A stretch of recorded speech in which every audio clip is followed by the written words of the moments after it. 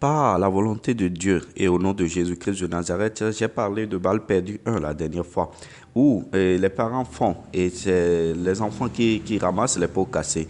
Et cela se produit sur plusieurs plans. Ce n'est pas forcément Dieu qui frappe. Si ton père va promettre quelque chose à un fétiche, une divinité qui n'a pas respecté sa promesse, les enfants payent généralement. On l'entend, on voit. Et de la même façon, ton père traite mal sa divinité et l'enfant paye. Et voilà, en gros, c'est ça. Donc, c'est réduit à un cercle fermé.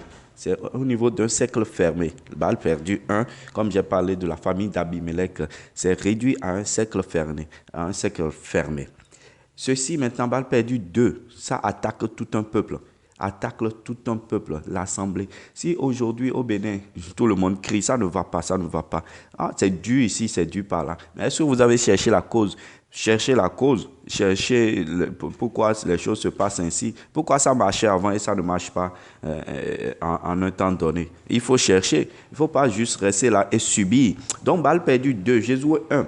Et Josué 7, à partir de verset 1, nous a dit que Akan, qui est parmi les fils d'Israël, a commis un péché en faisant quoi? En prenant ce qui est dévoué par interdit par l'Éternel. Et l'Éternel a frappé de sa colère tous les enfants d'Israël. Tous les enfants, la Bible précise, tous les enfants d'Israël. Donc l'Israël, c'est un pays, c'est un peuple. Et une seule personne fait quelque chose et tout le monde paye. Et qu'est-ce qui s'est passé? C'est que ceux-là, en question, après avoir pris Jéricho, qui est une ville difficile, une ville fortifiée, ils pensaient que tout est gagné. Ils pensaient qu'ils ont tout. Mais c'est à Jéricho que le péché a été commis.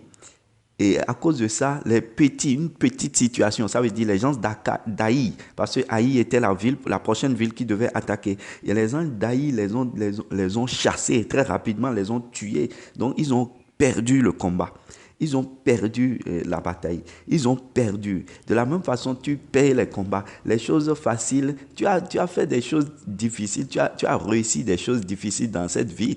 Tu as réussi des défis très difficiles dans cette vie. Et pourquoi aujourd'hui, tu n'arrives pas à faire face à des choses minimes?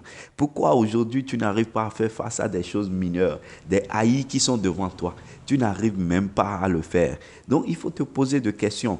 Est-ce que tu n'es pas atteint par des balles perdues? 2, bien sûr, qui attaquent tout un peuple. Tu peux ne pas connaître la personne, tu peux ne pas connaître la cause. Laissez-moi, je vous dis quelque chose. Dans Jacques 1, verset 17, c'est clair.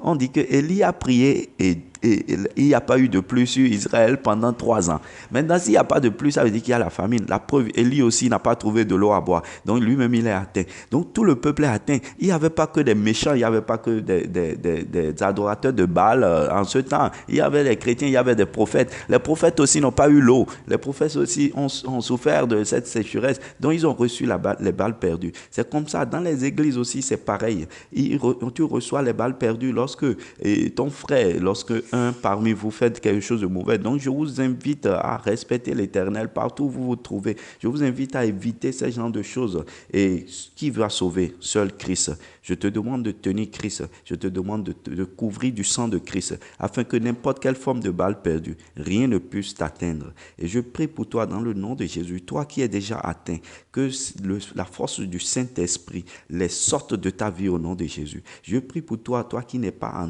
atteint, que l'Éternel te couvre de sa main forte et que Christ te bénisse. Amen.